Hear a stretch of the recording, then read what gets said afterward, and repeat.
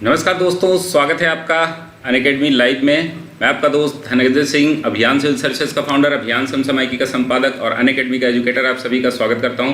दोस्तों, इस वीडियो में हम लोग बात करेंगे आरओ 2016 का जनरल स्टडीज़ का यह पेपर है और इसके बारे में हम लोग 45 क्वेश्चन, ये पार्ट 1 रहेगा। बहुत ही अच्छे प्रकार से एनालिसिस करके सारे प्रश्नों के उत्तर लाए जा रहे हैं जो कि बिल्कुल सही होंगे, सटीक होंगे और उनका एक्सप्लेनेशन भी होगा। इस पूरे लेक्चर में 45 क्वेश्चन होंगे। मॉर्निंग में तक सभी प्रश्न जो है विपिन सर द्वारा और अन्य एजुकेटर द्वारा जो है आपको उपलब्ध करा दिए जाएंगे। मैं यहाँ से आपके करंट अफेयर्स के कुछ प्रश्न हैं, कुछ प्रश्न पॉलिटी के हैं, कुछ बायो के हैं और कुछ जो है आपके इनके हैं, आपके इन्वायरमेंट के। इन प्रश्नों को हम लोग सॉल्व करेंगे। चलिए, सीरीज आप देख लीजिएगा कौन सी सीरीज है। ओशनिक नेशनल पार्क, हालांकि ये मरीन नेशनल पार्क नाम है इसका, in India of India is located in Sundarban, Chilka lake, Nicobar और आइलैंड और कच्छ। तो ये आपका सही उत्तर होगा दोस्तों। कच्छ जो है यहाँ पर जो है इसका मरीन नेशनल पार्क, इसकी स्थापना जो है 1980 में की गई थी। महात्मा गांधी जो मरीन नेशनल पार्क है वो निकोबार आइलैंड में है। ये दो प्रकार के हैं, टोटल 5 मरीन पार्क हैं। 5 मरीन पार्क के आप नाम कमेंट बॉक्स में बताएंगे ज़रूर। तो 1980 में इसकी स्थापना हुई थी और 163 स्क्वायर किलोमीटर मरीन पार्क यहाँ पर जामनगर कोस्ट पर लोकेटेड है ये। तो आपका उत्तर हो जाएगा डी। दूसरा प्रश्न है दोस्तों, हमारी भारत की पहली semi high speed train Vande Bharat चलती है कहाँ से कहाँ तक? आपका ऑप्शन है वाराणसी से नई दिल्ली, नई दिल्ली से जम्मू, नई दिल्ली से मुंबई और नई दिल्ली से लखनऊ। तो कई सेमी हाई स्पीड ट्रेनें चलाई जा रही हैं, लेकिन जो पहली सेमी हाई स्पीड थी वो वाराणसी से नई दिल्ली। ट्रेन 18 भी इसका नाम है, वंदे भारत एक्सप्रेस जो है। इसके बारे में हम लोग देखेंगे कि ये जो है 19 में फरवरी 2019 में इसको पहली बार लॉन्च किया गया, जो कि बहुत ही आपके लिए बहुत ही ज़्यादा क्या है, इसमें जो इसकी है फास्टेस्ट इंजनलेस ट्रेन है ये। और इसका जो है आल्सो ट्रेन 18 के नाम से भी इसको जाना जाता है। तो ये आपका दूसरा उत्तर हो जाएगा ए। भारत के निम्नलिखित नगरों में से किसमें देश की प्रथम कृत्रिम रबर संयंत्र लगाया गया? तो ये भी अच्छा प्रश्न है दोस्तों। कृत्रिम जो है रबर संयंत्र कहाँ पर लगाया गया, तो इसके बारे में हम देखेंगे। तो ये जो है आप देखेंगे कि ये आपका उत्तर हो जाएगा पानीपत। पानीपत में ये पहला जो है देश का पहला कृत्रिम रबर संयंत्र लगाया गया है और ये हाल ही में 2019 में, मेरे ख्याल से 2019 में इसको लगाया गया है। और इसके बारे में डिटेल एनालिसिस अगर हम देखें तो ये पहला ऐसा है पहला कृत्रिम रबर संयंत्र पार्क, यानी कि सिंथेटिक रबर प्लांट, जो कि भारत का पहला है। तो इसको आप लोग डिटेल में ज़रूर देख लीजिएगा। और यहाँ से प्रश्न बना है, बहुत ही अच्छा प्रश्न है, करंट अफेयर से जुड़ा हुआ। अगला है कि भारत का सबसे बड़ी तेल शोधनशाला कहाँ पर है? ऑप्शन है आपका जामनगर, पारादीप, डिगबोई और तातीपाका। तो जामनगर में है ये सबसे बड़ी तेल शोधनशाला जो है वो। और ये रिलायंस इंडस्ट्रीज जो है डिस्ट्रिक्शन बिल्डिंग जो है, biggest refinery in India till now जो है, ये जामनगर में है। ये रिलायंस के अंतर्गत है और इसमें जो है इसकी कैपेसिटी जो है 27 मिलियन टन है। 27 मिलियन टन जो है इसकी कैपेसिटी है। तो आपका उत्तर हो जाएगा। एक सिंपल सा प्रश्न था। तो बहुत सारे प्रश्न जो है आपको आसान दिखेंगे, हालांकि फैक्चुअल हैं। दोस्तों, अगर अनअकैडमी पे आपको सब्सक्रिप्शन लेने के लिए अभियान सिविल सर्विसेज कोड अप्लाई करना होगा। और दोस्तों, हमारे द्वारा आरओ के सभी प्रश्न, चाहे आप जनरल स्टडीज़ के हों, चाहे वो आपके हिंदी के हों, सभी प्रश्न लगभग आपको यहाँ पर मिल जाएंगे। आप मेरे कोर्सेज में देखेंगे, रिकॉर्डेड कोर्सेज में, और नए कोर्सेज मुख्य परीक्षा के लिए भी हम लोगों द्वारा जो है नए कोर्सेज ढेर सारे ले आए जा रहे हैं। आरओ मेंस, यूपीपीसीएस प्री और यूपीपीसीएस मेंस 2019-2020 के लिए आंसर राइटिंग, एसे राइटिंग, सभी पे कोर्सेज कराए जा रहे हैं दोस्तों।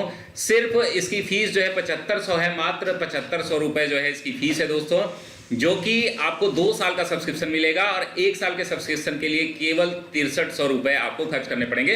दोस्तों, हमारे टीम द्वारा जो है अन्य कोर्सेज लाए जा रहे हैं। इसकी फीचर्स क्या होते हैं, घर बैठे आप तैयारी करेंगे। लाइव डाउट क्लियरिंग सेशंस होंगे, पर डे आपको 17 रुपये देने होंगे। स्ट्रक्चर्ड लाइव क्लासेज होंगे, फ्री स्पेशल क्लासेज होती हैं जो कि पर डे होती है मेरी 5 बजे। आप जो है 5 PM पर डेली आपकी मेरी फ्री क्लासेस देख सकते हैं। साथ ही में EMI का ऑप्शन है दोस्तों। अगर आपके पास क्रेडिट कार्ड है तो 350 रुपये प्रति मंथ जो है आप खर्च करके ये आप कोर्स अवेल कर सकते हैं। बहुत ही सस्ता कोर्स है दोस्तों, इसको आप जुड़ सकते हैं। कभी भी आपको कोर्स से जुड़ना हो तो आप हमें जो है अभियान सिविल सर्विसेज कोड अप्लाई करके ही सब्सक्रिप्शन लें। और दोस्तों फाउंडेशन कोर्स हमारे यहाँ चल रहे हैं, 16 सितंबर से चल रहा है, उसको आप ज्वाइन कर सकते हैं, जिसमें हम लोग बहुत डिटेल एनालिसिस के साथ, जिसमें मैं पॉलिटी कराऊंगा और भी हमारे साथ जो टॉप एजुकेटर हैं वो भी आपके लिए काम करेंगे।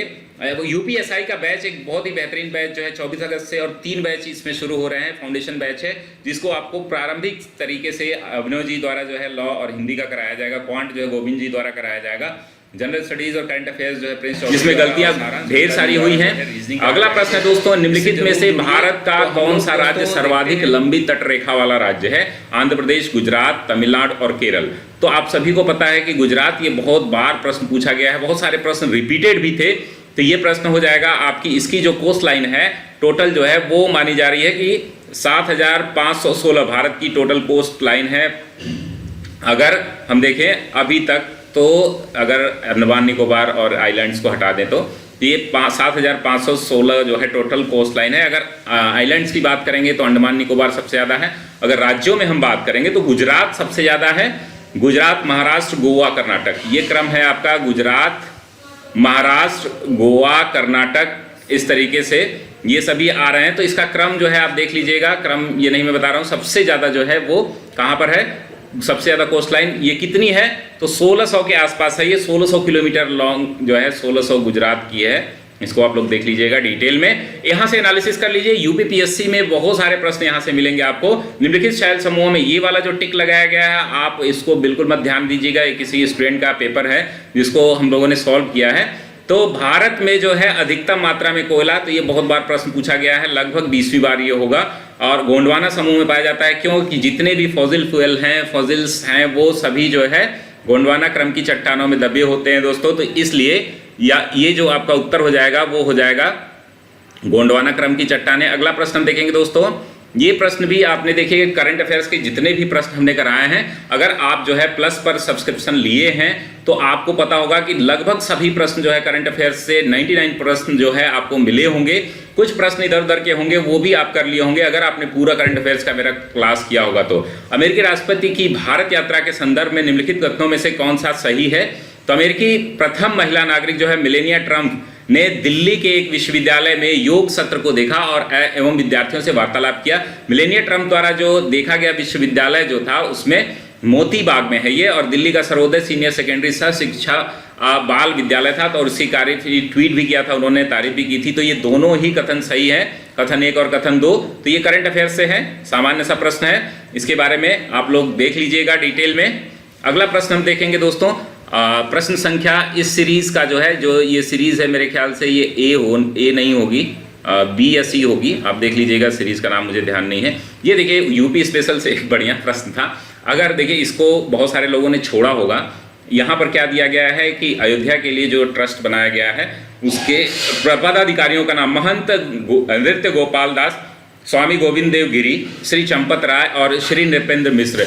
अब इनके में कौन कौन से पदाधिकारी हैं, तो आपको एक ही ऑप्शन से होगा। ऐसे प्रश्न जो है आपको देखने में, मैंने बार बार बोला था कि जो बड़े प्रश्न होंगे उनको बार बार आप पढ़ेंगे, कोई भी नाम आपको याद होगा तो उससे आपका काम हो जाएगा। यहाँ पर आप देखेंगे ए का 4 अगर मिलाते हैं, ए का 4, तो आपका उत्तर ये बी हो जाएगा स्वतः ही।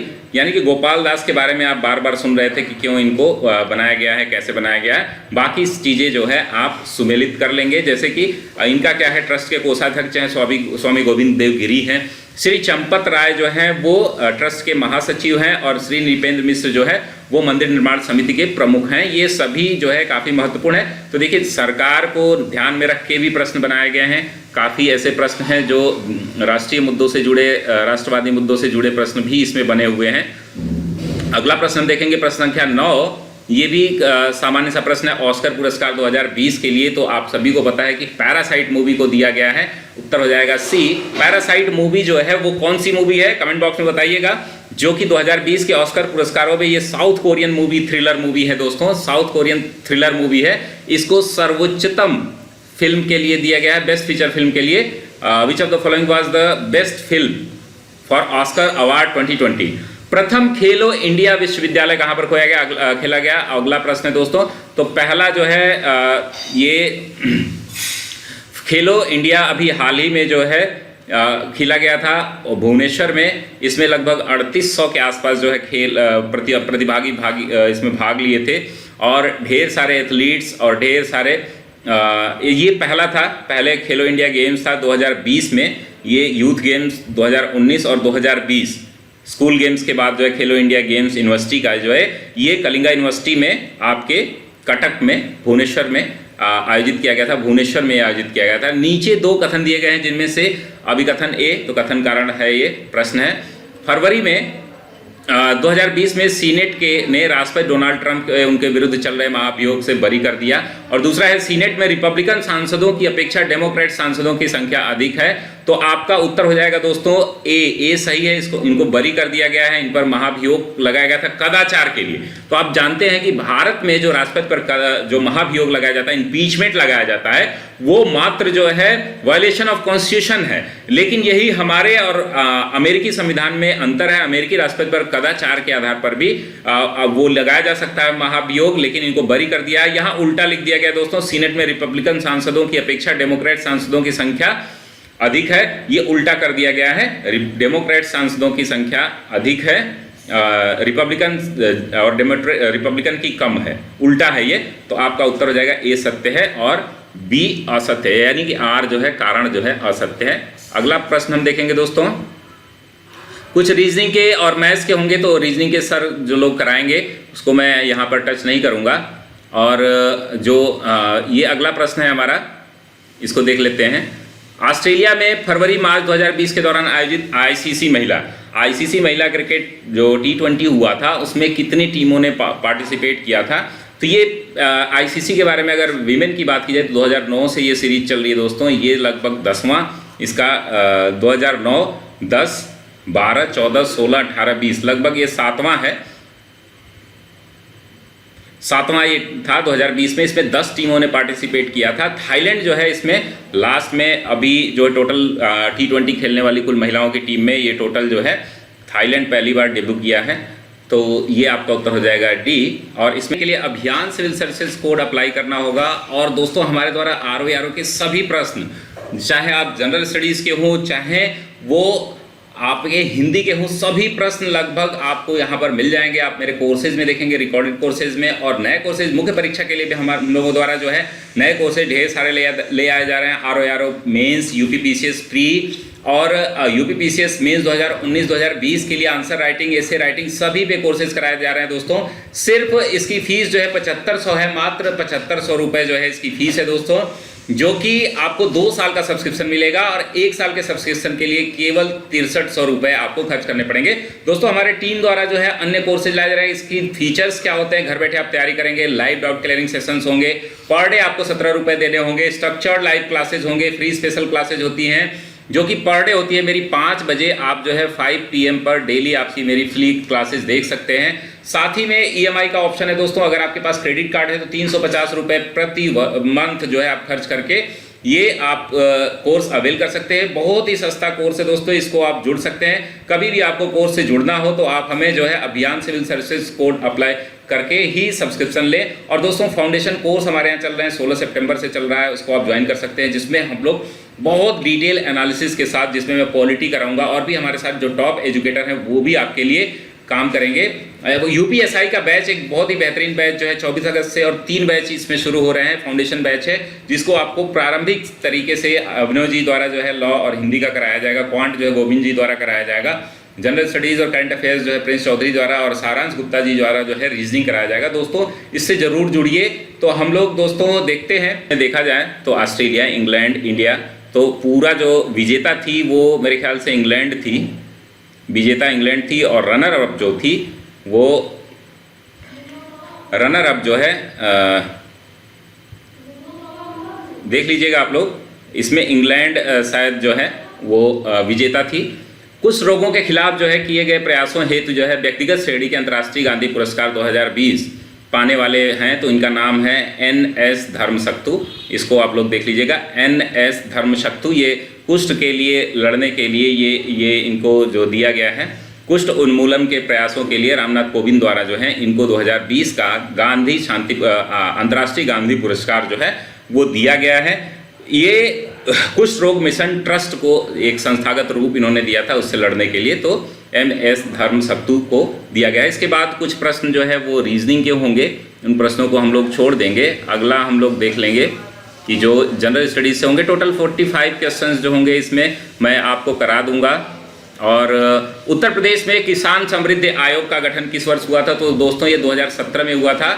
डबलिंग फार्मर इनकम 2022 के तहत जो है इसको गठित किया गया था और इसमें ये निर्णय लिया गया था कि इनका जो अध्यक्ष होगा वो किसानों की आय दोगुनी करने के लिए मुख्यमंत्री योगी आदित्यनाथ इसके अध्यक्ष हैं और ये जो है 2017 में गठित किया गया था। बस इतनी इन्फॉर्मेशन आपके लिए काफ़ी ज़रूरी है, तो आप जो है इसको देख लीजिएगा। निम्नलिखित जनपदों में से किसमें साक्षरता दर सबसे कम है? तो श्रावस्ती है। साक्षरता दर यहाँ पर सर्वाधिक कम है, मतलब सबसे कम है। तो ये सामान्य सा प्रश्न है, बहुत बार पूछा जा चुका है। उत्तर प्रदेश राज्य में कुल सिंचित क्षेत्र का नहर सिंचाई क्षेत्र कितने प्रतिशत है? तो ये दोस्तों आपका 30% है। नहर सिंचाई टोटल जो है 30% है, ये आप देख लीजिएगा। ये 30% का आंकड़ा है। उसके बाद जो है नलकूप हैं, नहर के बाद ट्यूबवेल। और उसके बाद हम देखते हैं अगला प्रश्न, ये भी बहुत बार पूछा गया प्रश्न है, तो इसको मिलान कैसे करते हैं? तो पीतल का सामान आप देखें, खेल का सामान देखिए बेरठ, ये आपका पेट क्वेश्चन है। पीतल के सामान जो है मुरादाबाद। मूर्तियां पूछी जाए, मूर्तियां भी हालांकि पूछा गया था। अगला हम देखेंगे क्वेश्चन, वो मथुरा में होता है। माचिस, और ये आपका यहीं से आपको दो ही ऑप्शन से पीतल के सामान A का 3 और C का 1, C का 1 A का 3, तो आपको B वाला उत्तर मिल जाता है। और अगर हम देखेंगे माचिस जो है वो तो लकड़ियां यहाँ पर सॉफ्ट लकड़ी जो है बरेली में पाई जाती है और लकड़ी पर नक्काशी जो है वो सहारनपुर में। तो ये हो गया आपका उत्तर B इसका 24 नंबर प्रश्न का। अगला हम लोग देखेंगे दोस्तों कि 25 नंबर प्रश्न पे कौन सा है, उत्तर प्रदेश स्पेशल से है। तो ये देखिए लोक नृत्य पूछा हुआ है, लोकगीत और लोक नृत्य दोनों से प्रश्न आया हुआ है। तो यूपी स्पेशल के ठीक ठाक प्रश्न रहे हैं, जो कि ये सही ट्रेंड है। अभी आपने देखा था कि इससे पहले जो है 2019 का जो पेपर आया था उसमें काफ़ी विरोध हुआ था कि उत्तर प्रदेश के प्रश्नों को बढ़ाया जाए, तो इसमें 10 प्रश्न के आसपास उत्तर प्रदेश के आपको मिलेंगे। तो यहाँ पर दिया गया है लोकगीत। अब देखिए इसको कैसे निकालेंगे हम। देखिए यहाँ पर आपको दिखेगा क्या, दारुण आपको नहीं दिखेगा, उत्तर प्रदेश में नहीं है। सायरा जो है वो उत्तर प्रदेश में नहीं सुने होंगे आप। करुणा या ब्रॉज जो है वो भी आप उत्तर प्रदेश में। देखिए यहाँ बिरहा, चैती, ढोला, तो ये कॉमन सेंस है। आप अगर यूपी स्पेशल थोड़ा भी पढ़ेंगे तो यहाँ से आपका उत्तर हो जाएगा। उत्तर प्रदेश के प्रमुख लोक नृत्य कौन कौन से हैं? तो लोक नृत्यों के बारे में आप देखेंगे। गरबा देखिए ये गुजरात का है। यहाँ पर देखिए रऊफ जो है वो नहीं है यहाँ का। भांगड़ा अगर देखेंगे तो पंजाब का है। और लावड़ी कथकली जो है वो केरल का है। तो यहीं से निगेशन से आप इसको कर सकते हैं और आपका उत्तर हो जाएगा B, चरकुला, कर्मा और पांडव। चरकुला किस क्षेत्र में ये लोक नृत्य मनाया जाता है? आप लोग कमेंट बॉक्स में बताइएगा ज़रूर। व्यापार सुविधा केंद्र एवं क्राफ्ट म्यूजियम की स्थापना जो है उत्तर प्रदेश जनपद में हुई है, किस जिले में? तो उत्तर प्रदेश के वाराणसी में जो है ये लॉर्ड शिवा लैंड बोला भी जाता है, ये शिव की भूमि बोला जाता है और भारत की सबसे प्राचीन जो है धार्मिक भूमि के नाम से इसको जाना जाता है। वाराणसी में इसको खोला गया है। ये 8 एकड़ में एक बड़ा म्यूजियम की स्थापना की गई है, बहुत बड़े व्यापार सुविधा केंद्र के रूप में। इफ्को यूरिया कारखाना उत्तर प्रदेश जो है आंवला में है, इसको देख लीजिएगा। इफ्को जो है यूरिया कारखाना उत्तर प्रदेश के आंवला में है, जमशेदपुर है ही नहीं उत्तर प्रदेश में। तो ये आसान सा प्रश्न है, जैसे कि मैंने बोला था कि आप 50-50 करके प्रश्नों को ज़रूर किया करें। अब देखिए पॉलिटी से, जो कि हम लोग मेमोनिक टेक्निक से ढेर सारे, तो जितने भी पॉलिटी से मेरा जो भी क्लास किया होगा पॉलिटी का, वो 100% यहाँ से पॉलिटी के सारे प्रश्नों को हमने कराया है, 100% आए होंगे। तो आप इसको देख लीजिएगा। 29 नंबर का प्रश्न है ये, नागरिकता भाग 2 सही है। इसमें क्या पूछ रहा है? सुमेलित नहीं है, तो नहीं को हमेशा अंडरलाइन कर दीजिए या राउंड कर लीजिए। नगर पालिका हम देखेंगे तो 9A है और 15 जो है निर्वाचन है। आपका सही उत्तर हो जाएगा संघराज क्षेत्र, जो कि कितने नंबर पर है, कितने भाग में है दोस्तों? ये 7 भाग है। 7 भाग क्या है, निर्देशित कर दिया गया है। ये कहाँ पर है? 8 भाग में है।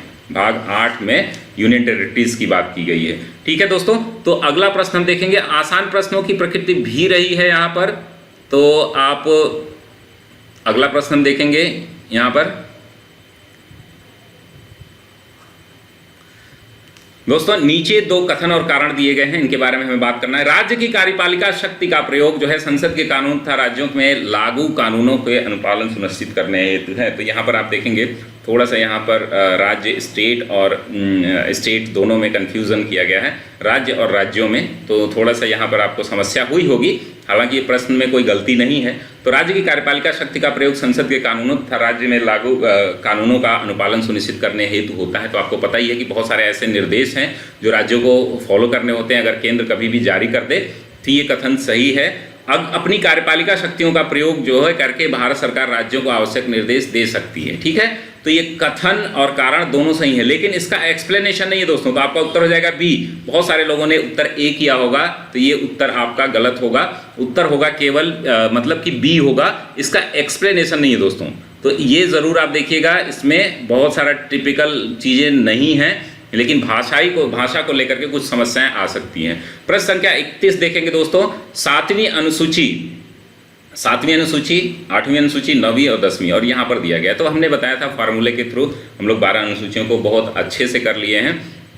इसमें आप देखेंगे संघ राज्य और समवर्ती सूची, तीनों सूचियों की बात की गई है। तो 7 का ए का 3 हो गया, तो ए का 3 आप देखेंगे तो 1 तो 2, 1 और ए और सी तो निकल गया। दूसरा 8वीं अनुसूची, आपको पता ही है भाषाएं हैं, इसमें बी का 1। तो आप जो है अभी 9वीं अनुसूची में आप देख रहे हैं कुछ अधिनियम है लैंड एग्रीमेंट से, जैसे कि हम देखते हैं कि जमींदारी उन्मूलन से हैं। और 10वीं में आप देखेंगे क्या है, दल परिवर्तन, यानी कि इसकी बात की गई है। तो आपका उत्तर हो जाएगा डी, सही उत्तर होगा डी दोस्तों। अगला प्रश्न हम देखेंगे दोस्तों, जिसमें हम बात करेंगे। देखिए प्रश्नों की प्रकृति जो है बहुत टफ नहीं है, जो इधर के प्रश्न आपको दिखेंगे, लेकिन प्रश्न कुछ बहुत अच्छे प्रश्न भी हैं। इकोनॉमी से इस बार जो है 7-8 प्रश्न आए हैं जो कि आपके कॉन्सेप्चुअल हैं, उनकी बारे में हम बात करेंगे। अंतर्राज्यीय परिषद जो है इसका गठन जो है 1990 में हुआ था। पूछ रहा है सुमेलित कौन नहीं है। केंद्रीय सतर्कता आयोग 1964 में आया था और राष्ट्रीय मानवाधिकार आयोग 1993 में आया था। तो इन्हीं से प्रश्नों के बाद एनडीसी जो है वो कब आई थी, 1954 में नहीं, 1952 में थी। 1952 में। इसकी डेट बताइएगा कमेंट बॉक्स में, एनडीसी की डेट, और इसका अध्यक्ष कौन होता है, इसका अध्यक्ष कौन होता है, आप हमें कमेंट बॉक्स में बताइएगा। बहुत आसान प्रश्न है, बहुत बार पूछा जा चुका है। तो बहुत सारे रिपीटेड प्रश्न भी आपको मिले होंगे, जिससे कि आपको तैयारी जो है वो आपको सटीक दिख रही होगी। जो लोग भी अच्छे से तैयारी किए होंगे, यहाँ पर 80+ जो है अच्छा स्कोर है।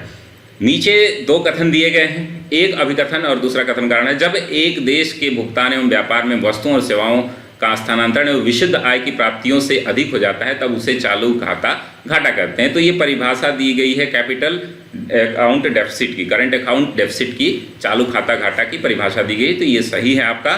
चालू खाता घाटा तब होता है जब एक देश वस्तुओं, सेवाओं एवं पूंजी का अधिक निर्यात करता है। निर्यात नहीं दोस्तों, यहाँ पर निर्यात की जगह सिर्फ आयात कर देंगे तो ये सही हो जाएगा। हालांकि ये स्टेटमेंट आपका गलत है, तो आपका उत्तर हो जाएगा ए सत्य है किंतु आर असत्य। तो ये देखिए पूरे कॉन्सेप्चुअल, अगर आपको करंट अकाउंट डेफिसिट की परिभाषा जैसा कि मैंने कराया था फॉरेन ट्रेड वाला चैप्टर, तो उसमें आपको ये देखने को मिला होगा। अगला हम देखेंगे दोस्तों, ये भी बहुत अच्छा प्रश्न है। इसमें आपको सिर्फ प्रश्न पढ़ के कॉमन सेंस लगाना है। हरित बॉन्ड क्या होता है? तो हरित बॉन्ड ऐसा बॉन्ड होता है दोस्तों जो इको फ्रेंडली जो परियोजनाएं होती हैं उनके लिए ये लागू होता है। और हरित बॉन्डों को सर्वप्रथम जो है 2007 में यूरोपियन निवेश कोष द्वारा जारी किया गया। हरित बॉन्ड वित्तीय बाजार नवाचार है, यानी कि इनोवेशन है। ये तीनों प्रश्न कथन जो है सही हैं। हरित बॉन्ड स्थिर ब्याज प्रतिफल के अल्पकालिक परिपक्वता निवेश हैं। अल्पकालिक नहीं है दोस्तों, ये दीर्घकालिक हैं। आप देखते हैं कि कोई भी अगर इस पर बनाया जाए, कोई भी योजना स्कीम बनाई जाए, जलवायु मित्र परियोजना, तो वो बहुत लंबी होती है। तो ये आपके लिए कॉमन सेंस का एक प्रश्न है, आपका उत्तर हो जाएगा डी। अगला प्रश्न हम देखेंगे दोस्तों। प्रश्नों में अगर कोई आपको दिक्कत लगे तो आप कमेंट बॉक्स में ज़रूर बताइएगा। हालांकि ऐसे कोई विवादित प्रश्न इस लेक्चर में नहीं होंगे।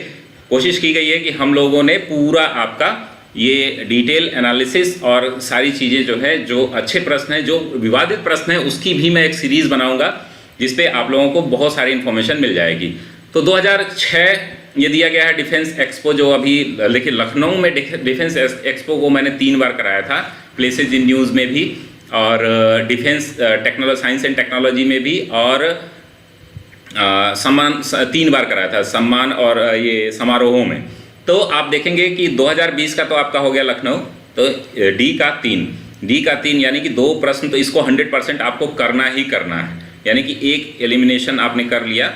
और दूसरा हम देखेंगे 2016 में कहाँ हुआ था दोस्तों, तो 2016 में ये गोवा में हुआ था, 2019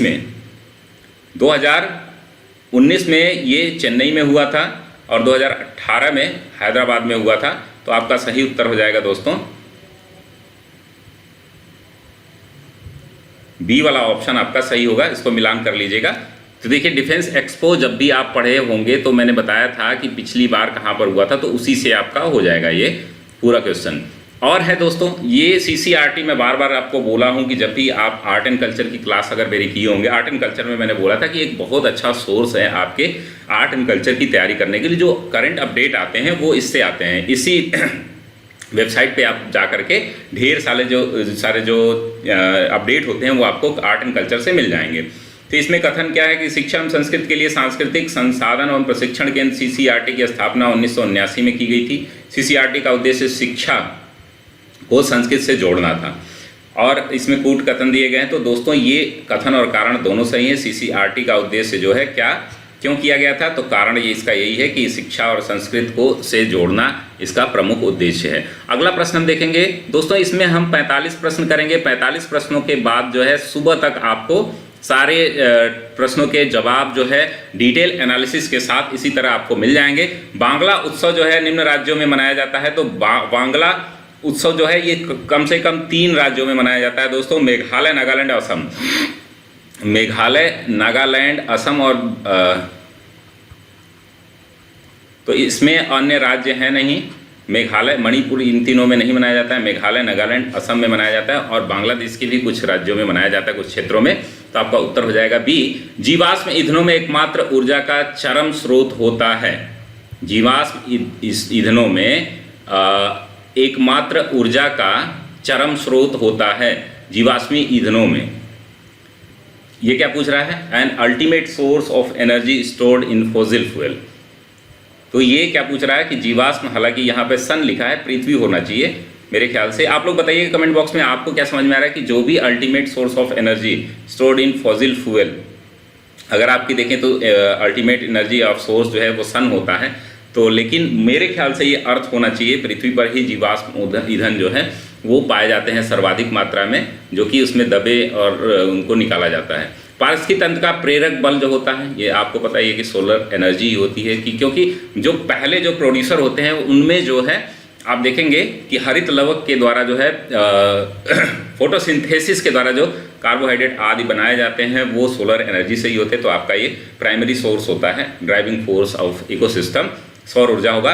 कौन सा लौह धातु के क्षयकरण में आवश्यक है, तो दोस्तों ऑक्सीजन के साथ जब नमी आप देखते हैं कि बरसात में आप कोई भी कपड़े फैलाते हैं आप कभी भी तार पर या किसी अन्य चीज़ पर, और बारिश होती है तो उसमें मॉइस्चर होना चाहिए और साथ ही साथ ऑक्सीजन होनी चाहिए, तभी ये यहाँ पर जंग लगता है। इसको क्षयकरण बोलते हैं, यानी कि कोरोजन बोलते हैं। कोरोजन, जंग लगने को कोरोजन जो होता है इसी कारण होता है। निम्नलिखित में से कौन सा पदार्थ जो है, अगला प्रश्न देख रहे हैं, पृथ्वी पर प्राकृतिक रूप से पाया जाने वाला सबसे कठोर पदार्थ है। तो दोस्तों हीरा जो पहले हुआ करता था 2009 के आसपास जो है वुडजाइट बोरोन नाइट्राइड जो है ये सबसे कठोर पदार्थ जो है माना गया है। तो वुडजाइट बोरोन नाइट्राइड जो है सबसे कठोर पदार्थ होगा। महासागर में डूबी हुई वस्तुओं की स्थिति जानने के लिए निम्न में किस संयंत्र का प्रयोग किया जाता है, तो दोस्तों आप जो है सोनार के द्वारा जो है जितने भी जहाजें, शिप, बड़े जो शिप चलते हैं या मछली पकड़ने में या अन्य चीज़ों में सोनार का यूज़ किया जाता है। सोनार का फुल फॉर्म कमेंट बॉक्स में बताइए। राडार सोनार के बारे में आप लोगों को साइंस की क्लास में बताया गया होगा। तो अगला प्रश्न हम देखेंगे रामसर कन्वेंशन से। देखिए एक प्रश्न आ ही गया जिसको मैंने बार बार बोला था कि यहाँ से प्रश्न आएगा ही। रामसर कन्वेंशन कहाँ पर हुआ था पहली बार, तो रामसर है ईरान में। 2 फरवरी को यहाँ पर रामसर मनाया जाता है। इस बार की थी बायोडाइवर्सिटी एंड वेटलैंड और आर्द्र भूमियों के संरक्षण के लिए मनाया जाता है। और इस बार जो है उत्तर प्रदेश में जो नए रामसर कन्वेंशन जोड़े गए उनके कमेंट बॉक्स में बताइएगा। मैं 20 बार बता चुका हूँ करंट अफेयर्स की क्लास में, अन्य क्लासेज में, तो आप उसको ध्यान रखेंगे। यहाँ पर देखेंगे दोस्तों कि किससे किसका मिलान है। Vitamin K, vitamin D, vitamin E, vitamin C. Vitamin C नींबू आपका हो गया डी का 2 हो गया, आप देख रहे हैं। तो ये 2 ऑप्शन जो है आपके अभी निकल गए। डी का 2 बचा आपका बी और डी। और उसके बाद जब विटामिन के देखेंगे, अल्फा अल्फा एक घास होती है, एक शैवाल होती है, उसमें विटामिन के पाया जाता है। कार्ड युक्त में विटामिन ये जो है विटामिन ये कार्ड युक्त तेल में विटामिन डी और ई जो है गेहूं के भ्रूण तेल में पाई जाती है। लाठी क्लब की स्थापना दोस्तों, इसमें हम देखेंगे लाठी क्लब की स्थापना बाल गंगाधर तिलक द्वारा की गई है। ये काफ़ी महत्वपूर्ण प्रश्न है। बाल गंगाधर तिलक द्वारा जो है जो क्या ऑर्गेनाइज जो है अर्कदाज और लाठी क्लब की स्थापना जो है वो बाल गंगाधर तिलक द्वारा की गई है। आपका उत्तर हो जाएगा सी। तो दोस्तों ये रहा टोटल 45 क्वेश्चन का डिस्कशन। हम लोग कल फिर से मिलेंगे। कल जो है सुबह से लेकर के शाम तक आपको पूरा पेपर डिस्कशन कर दिया जाएगा। इससे पहले मैंने एक वीडियो अपलोड किया है जिसमें आपको कट ऑफ आदि के बारे में भी बताया गया है, आप उससे जरूर देख लें। तब तक के लिए धन्यवाद दोस्तों। स्वस्थ रहिए, मस्त रहिए, व्यस्त रहिए। सब्सक्रिप्शन लेने के लिए अभियान सिविल सर्विसेज कोड अप्लाई करना होगा। और दोस्तों हमारे द्वारा आरओ के सभी प्रश्न, चाहे आप जनरल स्टडीज़ के हों, चाहे वो आपके हिंदी के हों, सभी प्रश्न लगभग आपको यहाँ पर मिल जाएंगे। आप मेरे कोर्सेज में देखेंगे, रिकॉर्डेड कोर्सेज में, और नए कोर्सेज मुख्य परीक्षा के लिए भी हम लोगों द्वारा जो है नए कोर्सेज ढेर सारे ले आए जा रहे हैं। आरओ मेंस, यूपीपीसीएस प्री और यूपीपीसीएस मेंस 2019-2020 के लिए आंसर राइटिंग, एसे राइटिंग, सभी पे कोर्सेज कराए जा रहे हैं दोस्तों। सिर्फ इसकी फीस जो है 7500 है, मात्र 7500 रुपये जो है इसकी फीस है दोस्तों, जो कि आपको 2 साल का सब्सक्रिप्शन मिलेगा और 1 साल के सब्सक्रिप्शन के लिए केवल 6300 रुपये आपको खर्च करने पड़ेंगे दोस्तों। हमारे टीम द्वारा जो है अन्य कोर्सेज लाए जा रहे हैं। इसकी फीचर्स क्या होते हैं, घर बैठे आप तैयारी करेंगे। लाइव डाउट क्लियरिंग सेशंस होंगे, पर डे आपको 17 रुपये देने होंगे। स्ट्रक्चर्ड लाइव क्लासेज होंगे, फ्री स्पेशल क्लासेज होती हैं जो कि पर डे होती है मेरी 5 बजे। आप जो है 5 PM पर डेली आपकी मेरी फ्री क्लासेस देख सकते हैं। साथ ही में EMI का ऑप्शन है दोस्तों। अगर आपके पास क्रेडिट कार्ड है तो 350 रुपये प्रति मंथ जो है आप खर्च करके ये आप कोर्स अवेल कर सकते हैं। बहुत ही सस्ता कोर्स है दोस्तों, इसको आप जुड़ सकते हैं। कभी भी आपको कोर्स से जुड़ना हो तो आप हमें जो है अभियान सिविल सर्विसेज कोड अप्लाई करके ही सब्सक्रिप्शन लें। और दोस्तों फाउंडेशन कोर्स हमारे यहाँ चल रहे हैं, 16 सितंबर से चल रहा है, उसको आप ज्वाइन कर सकते हैं, जिसमें हम लोग बहुत डिटेल एनालिसिस के साथ, जिसमें मैं पॉलिटी कराऊंगा और भी हमारे साथ जो टॉप एजुकेटर हैं वो भी आपके लिए काम करेंगे। यूपीएसआई का बैच एक बहुत ही बेहतरीन बैच जो है 24 अगस्त से, और 3 बैच इसमें शुरू हो रहे हैं। फाउंडेशन बैच है जिसको आपको प्रारंभिक तरीके से अभिनव जी द्वारा जो है लॉ और हिंदी का कराया जाएगा, क्वांट जो है गोविंद जी द्वारा कराया जाएगा, जनरल स्टडीज और करंट अफेयर्स जो है प्रिंस चौधरी द्वारा, और सारांश